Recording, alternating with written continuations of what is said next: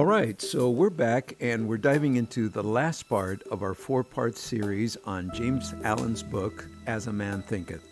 This will cover chapters 6 and 7, the final two chapters of the book. This is where things get a bit more profound. We'll explore visions and ideals, how to find serenity in a chaotic world, that kind of thing. So here we go.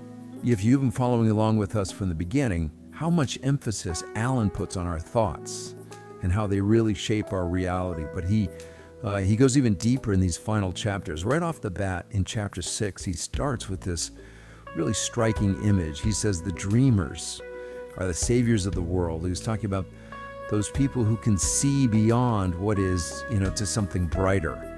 And then they work to actually make that future reality. Think about someone like Columbus. He had this vision of a new world, and that drove him. Copernicus, right? He completely changed how we understood the universe. And then there's Buddha, who wanted to create a world of peace. It's easy to think of these figures as almost mythical, larger than life, But Allen's point is that every one of their incredible journeys began with a vision. It all started with that seed of an idea and that same power, that same ability to dream and shape reality. Well, it's inside each of us. Think about something you've accomplished recently, something you're really proud of. Can you trace it back to a vision, like a desire, a seed that was planted in your mind? I think it's amazing how these aspirations, even small ones, can become something truly remarkable.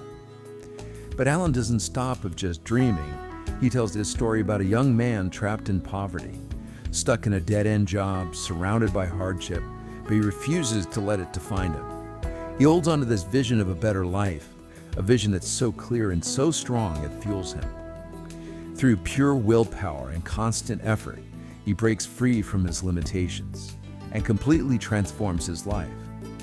It's a powerful reminder that our thoughts aren't just these abstract things in our heads. They have an actual impact on our lives. Our thoughts shape our actions, our choices, and our destiny ultimately. So what are those thoughts that are always on your mind?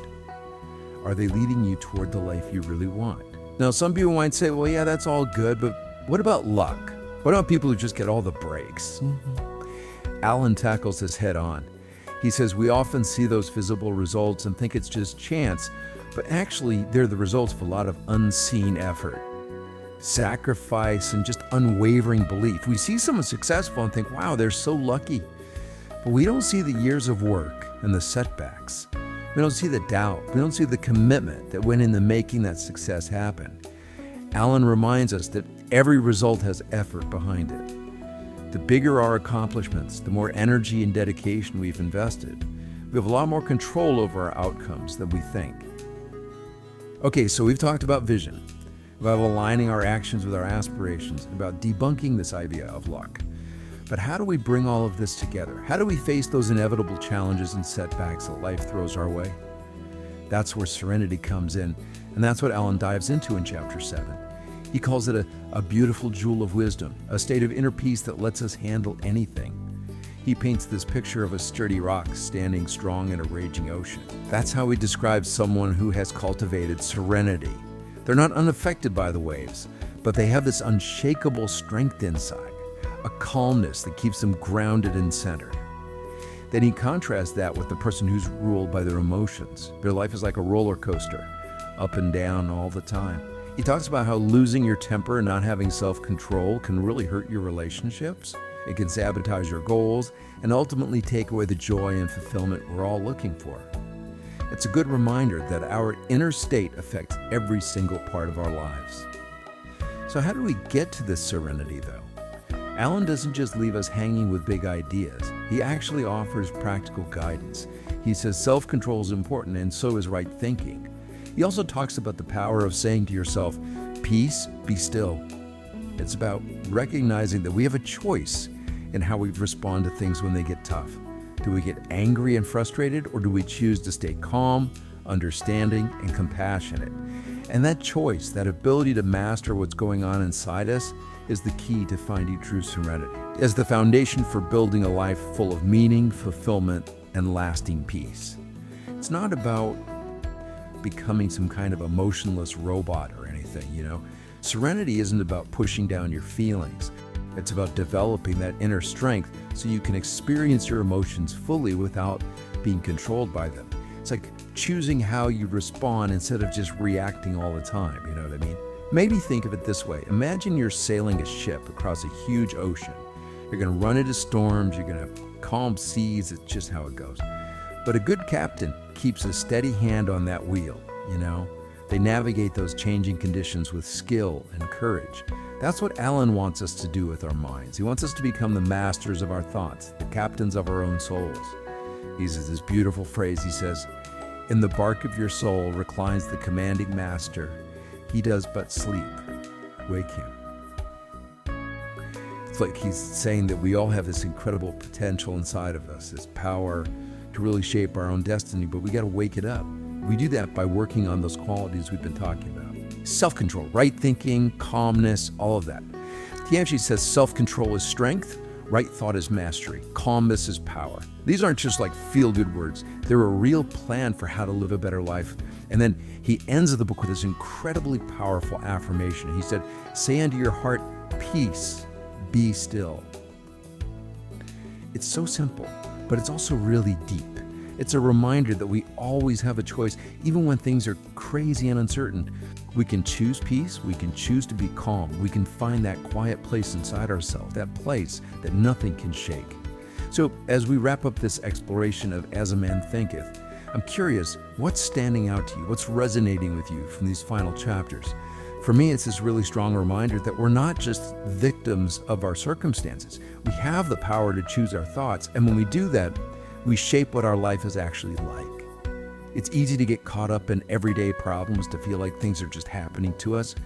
But Alan is challenging us to take charge of our inner world, to realize that we have way more control over our lives than we think. And it all begins with having a vision, nurturing the dreams and hopes we have inside, and then taking action to make them real.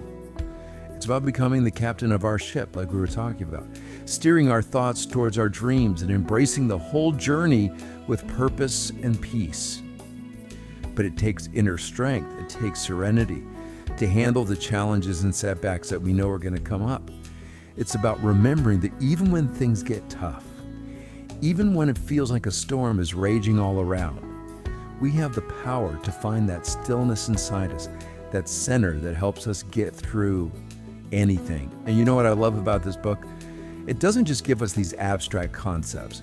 It actually gives us practical tools like that affirmation, peace, be still. It's something we can use every day. Like when we're feeling overwhelmed or stressed or like we're losing control, just taking a few deep breaths and repeating those words can really make a difference. It's like hitting the reset button in our minds.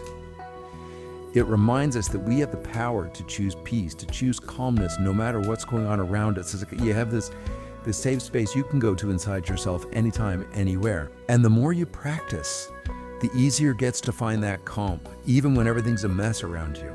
It really is like exercising a muscle, this serenity muscle. And here's the thing about serenity. It's not just about feeling good, it's about being more effective. You're more influential, you're more capable of making good things happen in your life and in the world too. Alan actually argues that when your mind is calm, it's more powerful. You can make clear decisions, you can handle difficult situations, and you can inspire others. When our emotions are in control, we react too quickly. We get swayed easily, and we end up making choices we regret later. But when we work on being serene, we tap into this deeper wisdom. It's a source of strength that lets us act with purpose and clarity. So as we finish up our exploration of As a Man Thinketh, I want to leave you with this one last thought. This book has given us so much.